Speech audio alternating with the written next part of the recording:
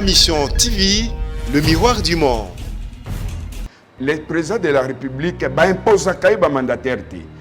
Surtout que, ni dans la Constitution, et l'ingolo bate que besoin la majorité parlementaire, besoin de droit à mandataire. Non. Parce que vision baya kanango, azwambonga pesa na parti politique, parce que critères ezalaka moko na mandataire politicien. Soko za kopesa mbongo mingi na parti politique, oza kopesa mbongo mingi na ba maître oyo balandela ki dossier na oppose à la nommer. Ozali na bonne gouvernance. Na yebite mubeko ni neza kopesa parce que vous avez la majorité parlementaire, c'est-à-dire na ba niveau ya ba entreprise bokabola. Non, wana ba benga ngo gestion courante, vie bato baza komene. Nous disons, oui pourquoi? Tout c'est parce que gestion ba politicien. Comment beaucoup de politiciens dans entreprise alors que l'économie na biso ezanasi? Les autres ont budget à combien? T'as la souffrance, peuple, toute inflation les gens à niveau ni. Abandaka na ye très bien parce qu'ayebaka que nomination ba mandateur soko tie ba politicien et kokufa. C'est impossible que privé ndenge yo bien ngai otonga port international présidence président Kabila tango asali concertation nationale na palais du peuple tango azu ba Thomas Louaka oyo bazalaki tout ba opposant bazalaki na opposition ba José Makila oui ba José Makila est-ce que ba Kabila ba opposition ba changer le côté est-ce que ba changer le côté non le président Kabila na garda ka souvenir pe ya mwalamu na mutuana ye azalaki na système ba imposaka yete soko za nommé mandataire politique mais naza koye biso ezaka grave oyoka mususu 50% ya revenu à mandataire apesaka kuna et comme que mandataire ba touchaka ba salaire ba agent ba pesaka na ba parti c'est une biso to sengi évaluation d'abord. Ma mission TV, le miroir du monde.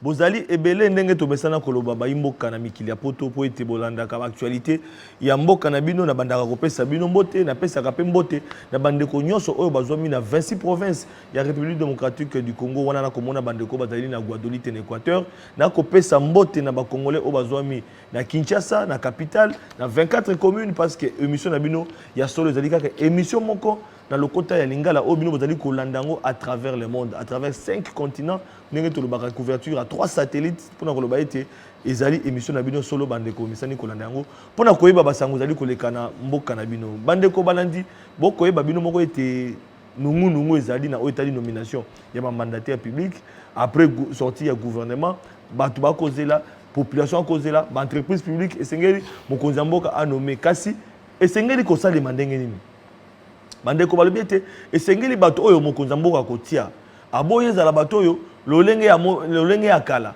bomoni dossier à 100 jours balie baaccompagner mais eboti mbutu mpona koloba ete na oyo etali baentreprise publique esengeli mokonzi mboka atala malamu afungola malamu kasi critère nini esengeli kosunga mokonzi mboka po ete apona ya solo bato esengeli na place oyo ezali po ete badétournement ya badeniers publics badétournement ya bambongo ya bacontribuable esalema te fonctionnaire à l'état azala na valeur po ete ya solo azwa lokumu bamona ete oyo akozala DG to po ya kokamba baentreprise publique azala solo moto ya bwanya moto azali d'expérience na yango tolobaki ete esengeli tosolola yango to anticiper avant nomination wana na yango nalobaki ete bandeko balandi na plateau na biso ya tokundo lelo tolobi tobenga oyo azali syndicaliste président intersyndical ya ONATRA bomesana kolanda ye na bengaki azali habitué ya émission na biso po ete tosolola na ye na oyo etali makambo na bango bafonctionnaire de l'État et puis avenir na bango et puis ya baentreprise ya mboka na biso na bengi bongo Armand Osase oyo azali moto akopresente soute ndeko Armand Mbote ndeko Flavien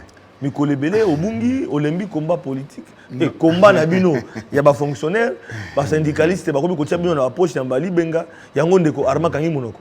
Non, mais yo moko tozame passé tozala na yo émission na yo za to kundolango et na sepela kana émission na yo olingaka bosolo ezaka be émission lokutate nga nazali syndicaliste nazali respectueux donc tango nazwa ko na émission na ba élément moko ya bien elingo lobate que état de droit c'est-à-dire liberté ou laisser aller moko ya kolobaka lokuta non il faut le vérité parce que tozana état de droit. État de droit, il faut que la vérité. Tout le monde qui s'est anticipé. Tout le monde na chef à mandataire. Au les cas, na ba oyo ba kamba ba entreprise monsieur koya. Tout le monde ADG akobunda na DG. tout le monde a PC à Kobunda, Bitumba. Comment on a un comportement qui est avancé dans l'entreprise. Le lot, mon Konzamboka, il y a solo toujours régime, mon Konzamboka, c'est a nommé ma mandataire, car il a une nomination. Il a une kotia, ma mandataire. Pour yo, ndengo zalipe syndicaliste, au moins on a autambola na Sonas, autambola na société mo ebele. Le lot, mon Konzamboka, ce qui est Sengeli, a nommé ma mandataire. Pour yo, motongo Sengela Zandengeni. Portrait na ye Zandengeni. Motongo Sengeli. Mais ma coquine ni poete ba entreprise aussi li ko kufa etelema oyebi nazonga makanisi mukin tango le président honoraire Kabila Joseph Kabila tango azu pouvoir na ye abandaka très bien parce que vision na ye ezalaki centralisé, c'est-à-dire tango azu pouvoir na ye abandaka na système ya ba fils maison l'air wana mwana fils maison oui bana ba to ba agent ou ba dirigeable ou ba salaka na kati ya ba entreprise ou bazana critère moko bazali ou ba benga ngona boanya ya kokamba et l'air wana mwana mboka Théophile Bemba ye mutazalaka directeur de cabinet président Kabila tango azu pouvoir donc abandaka na ye très bien parce que yebaka que nomination ba mandataire soko tie ba politicien et kokufa aye ko bebisa pourquoi tango eye na système il y a des recommandations politiques, des entreprises et des difficultés. Pour bandeko bazolanda biso bazana makanisi pe bayeba pourquoi ba entreprise na kopesa ndakisa moko ba créer ba entreprise privée au sein ya ba entreprise publique zoaka ya miba ba kwa ici ba créer miba mususu société minier oyo etie miba en difficulté na jekamine ba créer ba société minier mingi alors que jekamine ekoi lac et kokufa aux USNCC ndenge moko et kokoma na STP Exonatra ba créer ba port ndeko c'est impossible que privé ndenge yo bien ngai otonga port international na ba pays nyose ça le makandenge nini et ça le makaboy ndeko Flavien alinga tonga port na yo wana ezalina port national, c'est-à-dire il y a l'État, il y a un kukamba, c'est-à-dire l'État fatika toujours actionnaire majoritaire. Yo lingo tunga port na yo l'État koloba non, biso l'État toza 60%, il y a actionnaire na biso. Et tango za kosala, ce qui l'État évalue à monique non, partenaire auto sangisi poto tunga port. Azali susu na ba moyete l'État yemoka zuido et comme c'est yangonde za kosala na ba pays partout. Ba créer li susu kuna. Bazu Sonas va libéraliser. La société belé à assurance. Il fallait que Bapesa Sonas yemoka gère ma maison. Denga zako gérer ma maison de courtage présent Mboutatika. Donc, au moment que gestion à politicien, va créer une entreprise privée, au sein de entreprise publique, parce que vision baya kanango, azwambonga pesa na parti politique parce que critères ezalaka moko na mandataire politicien. Soko zako pesa mbongo mingi na parti politique. Oza kopesa mbongo mingi na ba maître oyo balandela ki dossier na oppose à la nommer ozali na bonne gouvernance. Or ba mandataire mususu ba sacrifier ka ba agent apesa na parti politique parce que zalaka côté il faut to lo babusolo ndeko okotuna nga combien soko za nommer mandataire politique mais naza ko yebiso ezaka grave oyo ka mususu 50% ya revenu ya mandataire apesa ka kuna. Et comme que mandataire va toucher à salaire à agent, va passer à la partie. C'est une évaluation d'abord. Kobanda mukolo président honoré président Kabila a qui pouvoir. Na les président Tshisekedi aye kozwa. Il faut que ça l'évaluation. Nous sommes les derniers pays au monde. Où gestion d'entreprise bazako évaluer té. Et lingi kolobanine. Na les président Tshisekedi alinga nommé ba mandataire mususu. Tout ça, il y a des accords au soi-disant Trebango. Nous disons non. Le président de la République impose à mandataire. Surtout que, ni la Constitution, et l'ingolo bate que besoin la majorité parlementaire, besoin de droit à mandataire. Non. Dans le soke zalaki bongo, tant que le président Kabila a sali concertation nationale, accord à Saint-Sylvestre, a nommé Premier ministre Bruno Tshibala, zaki la majorité na parlementaire, mais ezaki accord politique. Pourquoi les Rwanda bakabole ba entreprise? C'est pour na bandeko comprendre pourquoi nomination ba politicien. Ceux qui doivent comprendre bien au niveau de l'Obaïté Mokonza Mboka, parce que c'est une population qu'on a biso. Oui. Alanda pe ayeba.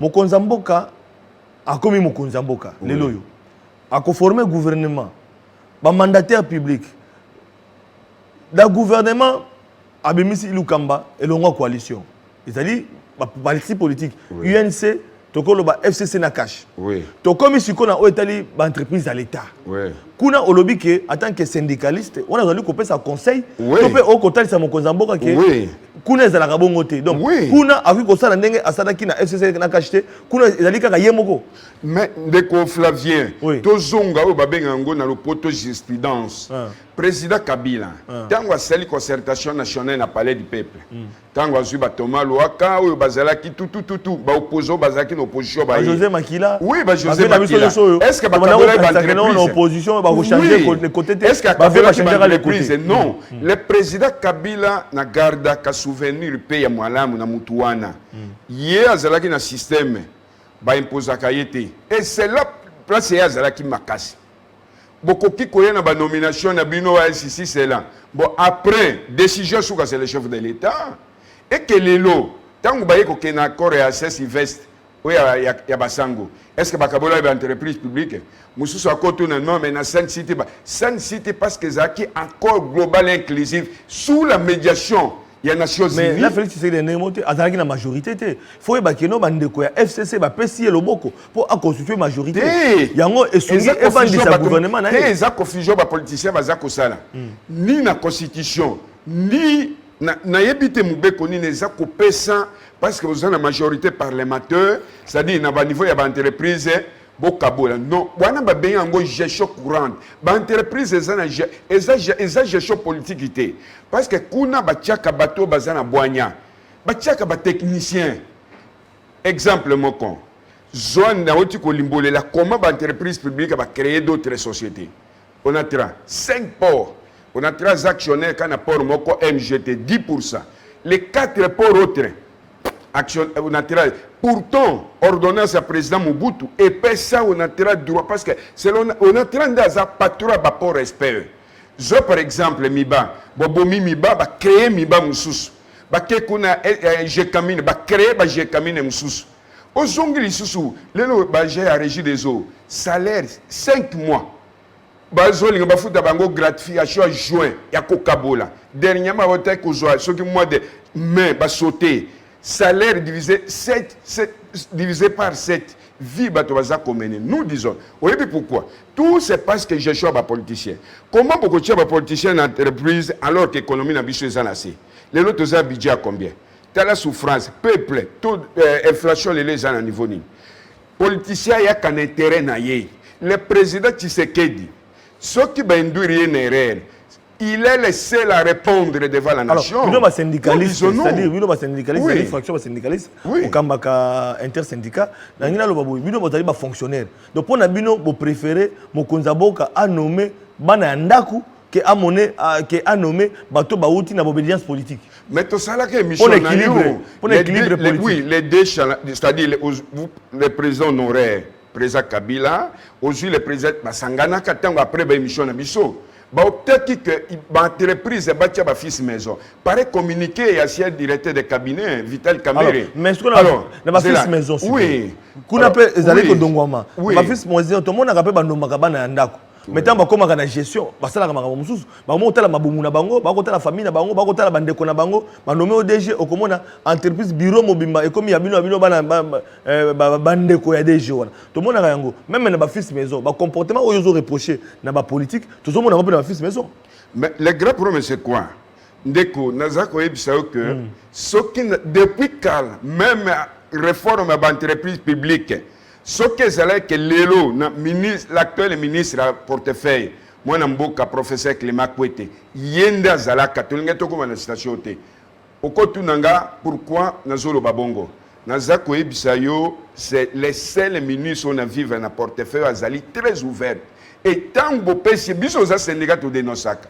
Excellence, voici la situation. Ou bien domaine boy, au sein entreprise ezako marcheté, ba mandataire baza toujours veiller sur les mandataires.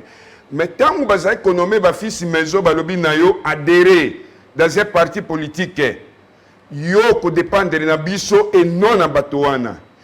Et là que Zaki Kozanga même un régime passé, suivi Il n'y a pas de suivi, mon frère. Ndeko. Émission na émission moko mon mukili mumba balandelaka. Na mboka nini bosu bomoni. Ba entreprise publique soko tuni.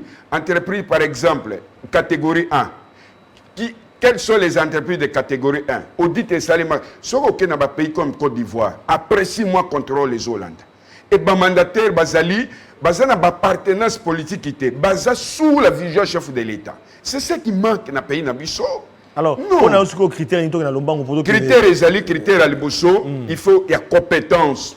Na ba fils maison, les conseils supérieurs du portefeuille ezali o babenga structure mieux placée pour oyebi na kopesa tozonga sima muketa mu président Kabila salaka kokura ba mandataire. Ba fils maison, mingi balekaka et ba géraka très bien.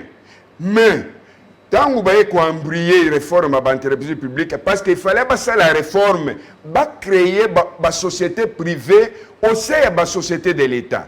Il y a un boulot. C'est là où tu trahison. Donc, critères à l'ali. Compétence, critères à mi-balé. Il faut que tu aies un à l'anda émission, même à service n'est pas colanda. Ce qui est président de la République a nommé des politiciens. Alors que ça piège bazotier là bakolanda vision na été à la fin mandat na yé président que en difficulté pour présenter bilan au risque que en 2023 to komi boye bato habitolia na mandat na té président kolobani état de droit parce que justice sambola qui oui la justice élève une nation mais bassa l'état délié audit il faut pas auditer comme mandateur. Alors, il faut pas auditer la compétence. La compétence. Il y a ba fils maison. Audit entreprise, audit dans entreprise. État des lieux. État des lieux. Pourquoi on a train et comme une situation à boyer. Pourquoi on a train marché. Qu'est-ce qu'il faut faire? Après, on a train rapport. Après, on a une compétence. Oui, critère la compétence, c'est la moralité faisala. Moralité faisala. Non. À plus, il faut battre là. CV naye parce que ça ba fils maison musus bazana ba dossier sale ba sambisa bango na bodit parce que ayibambongo na kati kuna il faut batala c'est 3 critères mais alors c'est simple. Maintenant ce qu'on a hôtel privatisation ba société parce que tout ce qui est 3 minutes tous aussi ça émission privatisation pour la privatisation non mais ba entreprise les lots entreprise publique ba on nommer ba mandataire mais ba occupé ko privatiser ba société ngo pour ba société c'est kufa non mais SNEL déjà quand SNEL c'est bana que non dossier on a même dans parlement ba député à côté la soki ba ko privatiser même SNEL régie des eaux les lots parce que les lots courant na mai et comme passe et surtout depuis mon konzambo ka senga ki que non mois oyo 2 mois oyo ya Covid-19 mai ezalofele courant ezalofele mbala musu pe na ngwa to sala émission ba to bele ba olanda émission te ba groupe électoral ekomi kotoka tozo comprendre te soki ministre énergie to pe ba DG ya ba entreprise publique mi balé wana ezala SNEL ezala régie des eaux ba komi ba o ba benga l'état moyini contre population tozo comprendre yango te yo moni yango le kandenge nini na 1 minute oui dans 1 minute et loko lobi ezaya solo to lobi boyendeko de manière générale, to sengi na président de la République, ba impose à chef de l'État nomination. C'est lui le garant des institutions du pays. Alors, to sengi na mokonzamboka a sengi état délié à chaque entreprise et ba définir ba critères objectifs. Il y a qu'on nommer les nouveaux mandataires. Mais ce qui est ba critères politiques et qu'aux alléchés pour naïe. Na o état privatisé, mais ba entreprise les a privatisées. Zoé gestion avant réforme des entreprises publiques à sociétés commerciales ou établissements publics après réforme. Non, l'entreprise est chaotique parce que c'est là qui gère réforme, c'est là qui forme moko pour créer l'entreprise. Nous sommes les derniers pays au monde. Au taux de chômage est ma casse, l'entreprise est systématiquement pillée par les politiciens. Justice est la quitté, licenciement busy, agent, travailler, souffrir, un salaire. Non. Alors, tu comme la souka, mais dans toka wana mbamusu na ko surprendre yo. Parce que zana bandeko oyo babimisi courrier, babindeko Flavien Mokoloko Yamba. Syndicaliste on a tourné motuna parce que tout un document awa, il accusé de réception, il y a Mokanda oyo, ba komeli yo en tant que président des syndicats représentants de la SCPT. Donc SCTP, donc monsieur le président Oyo, ministre il y a transport na voie communication à commédio pour la négociation. La négociation ni yo comme ça la sous yo en tant que président syndical na gestionnaire ya Onatra. Oui, Non, mais c'est tout à fait logique. Donc, quand tu approches, oui, biso to komeli ministre, to senge négociation parce que ba navire mingeza sikoyo et comme que na ba port privé, na personne d'Axamoko, na mois de mai, on a tiré sali 13 navires, privé moko sali 73 navires. To monique vie entreprise est danger. De janvier jusqu'à mais on a tiré sali 53 navires. Privé moko na port moko sali 43. Moussou sali 72. Moussou sali donc, un navire, on a quitté la port Moussou. Et quitté la port Moussou. Oui, au lieu de port on a. Alors, négociation, vous savez. Oui, négociation, tu sais, la ministre, parce que y a attaqué patron à port. Et félicitations à la ministre parce que les invitations à Tindela Kinga. Tu banda qui a jeudi passé. Ah, besoin de négocier. Oui. Donc, pour l'intérêt, on a. Pour l'intérêt, on a. Et non pas pour la corruption. Non. Biso, ils allaient toquer côté, on a tiré à la raté. Toquer côté, sa ministre, et lobby. Voici ce qui se passe à l'ONATRA. Yo attaque patron parce qu'après Konini, Biso, tous risqué tout ça la marche, pour total, ça comment, bah navire comme qui n'a pas port privé. Et pour na koto samibe kwa mboka, to bandina on a patron. Non seulement to comme le président de la République, to comme le premier ministre, ministre à portefeuille, to comme le vice-premier ministre, ministre intérieur. Pour na koto, il sait que soulèvement l'ingé banda. Pourquoi? Comment voulez-vous que moi, moko, port privé, Zakosal, 48 navires, on a tracé l'Ibosso Zakosal, 200 navires, 180 navires par mois. On a tracé la port à Kala, le matériel à Kala, le grume à Kala, tout à Kala. Mais le privé, dans la compétition, il y a un matériel, il y a Sika. Il y a un conteneur et qui t'a tout ça. Alors, faut qu'il y en ait. Ce que on a tracé, l'État va au côté. L'État, on a tracé 400 millions de dollars. Ma tête a pogné à premier ministre à Kondima. À l'hôpital financier, va réhabiliter le port. Mais l'être est là qui bloquait le ministre du Transport parce que hier, c'est une commission. L'État nous a bloqué. Alors, en conclusion, on retient quoi? En conclusion, tu sais, le chef de l'État. Voilà. À la pressé à économiser le mandataire. Parce que tant qu'on économise si quoi, il y a frais d'installation. Il y a frais de sortie. Alors que Baja va payer. Presque dans toutes les sociétés. Bongo bango bakozwa. Ya mi balé. Tant qu'on nomme les mandataires politiciens, mais mandat n'a pas cause à la difficulté. Le président de la République impose à Kayete. Merci beaucoup. Voilà, Bandeko Balandi. Donc, tout le monde émission, émission contribue à la développement. Ils ont dit émission, et puis ça rappelle information. Na ba kambiambo kapo ete bayi baka Congo ezo kenenengeni. Tout le monde ba dérapage belé dans l'entreprise publique. Tout le monde ba bezali ko sala. Kasi o ezali makanisi ya échantillon moko ya ba syndicaliste auto ya mbaki mona mboka ama ça c'est o ya pesi makanisi na ye na o etali mokonza mboka ndengeni ne sengeli asala po ete ya solo alongwa na piège to pe na motambo o ezali ko sala ke entreprise privée, entreprise publique ekufaka. Kasi na o etali ba nomination soki sikoto sikote ngana komituna na komituna ngana mituna soki mokonza mboka nomete sikoyo ba batikali ba continuer kana ba glissement ba kendaka kaka parce ba bongo ba entreprise publique na bité to kozonga l'émission très prochainement to ba e kosuka ndenge ni voilà difficulté pe mokonza mboka kozana nango par rapport ya développement ya mboka na biso to kutani lobi bandeko balandi na invité mosusu pour to beta masolo ya Congo na otali pe ba secteur mosusu pour kolema na bota na bino.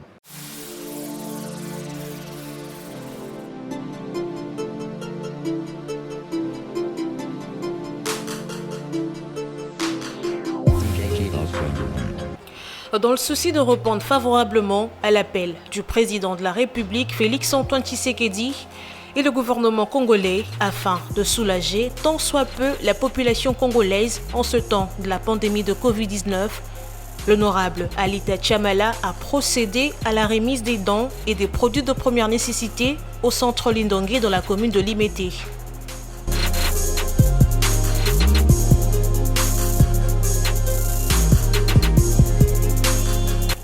Toujours présent, mais représenté par Maître Frédéric Kwamba auprès du cardinal Fridolin Mbongo, l'honorable Alita Chamala a dans sa jupe vestiaire 3 conteneurs dont 50 cartons de mayonnaise, 100 cartons d'huile végétale, 200 cartons de tomates, 500 sacs de semoule, 500 sacs de sel de cuisine, 500 sacs de riz, 1000 cartons de savon Lecoq, 1000 paquets de jus, 1000 paquets d'eau de 75 centilitres et 1500 masques médicalisés, plus une enveloppe fermée.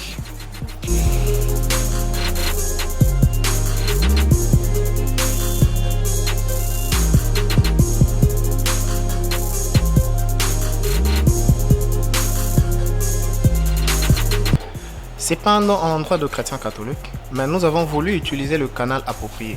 C'est-à-dire, nous nous sommes dit en déposant ces effets entre les mains du cardinal, il saura les orienter aux nécessités. C'est-à-dire là, on voit l'être humain, le cadre est humanitaire, que c'était ça. Alors, il nous a reçus, vous nous avez vus avec lui. Je lui ai transmis le message de l'honorable Alita Chamala, qui a voulu premièrement le remercier et lui faire voir que depuis le 18 mars, après avoir reçu l'appel du chef de l'État à la solidarité nationale, il s'était dit que ces messages n'allaient pas passer parce qu'il fait partie de personnalités ou de compatriotes qui ne sont plus à présenter parce que ça fait plus de 50 ans que son nom est cité tous les jours dans le mécénat. Mais il ne se limite pas dans ça. Il est père de famille, congolais comme je venais de le dire, alors cette bataille étant une bataille de tout le monde et de solidarité, il s'est dit qu'il pouvait aussi mettre la main à la pâte et agir. Vous avez entendu, par rapport à sa demande, il a voulu également que le cardinal puisse le bénir, prier pour lui et sa famille et pour ses affaires. Et pour que ça ne s'arrête pas aujourd'hui, ou à ce qu'il vient de faire, mais pour que à chaque fois où cette bénédiction produira, que le fruit de ses affaires, de ses travaux continue à être partagé entre ses frères ou les humains comme lui. Le cardinal est très ému par ces gestes. Il me l'a dit qu'il sait qu'en dépit de tout, il existe toujours des personnes qui sont sensibles à la souffrance des autres et qu'il était disposé à prier pour lui, à prier pour ses affaires comme lui-même l'a demandé, à prier pour sa famille et pourquoi pas pour moi qui les représente ici. Et c'est ça l'objet de la motivation de notre présence en ces lieux.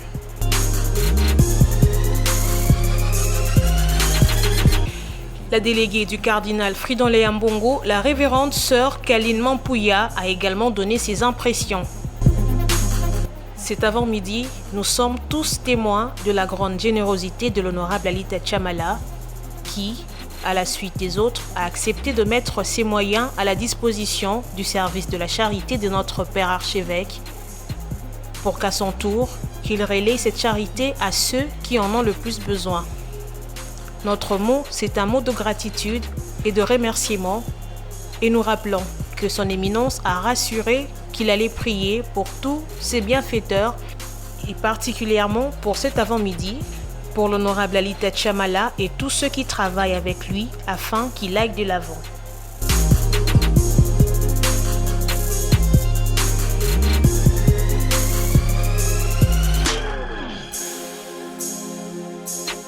L'honorable Alita Chamala promet de continuer cet acte de bonne volonté très louable dans les prochains jours afin de soutenir les plus démunis.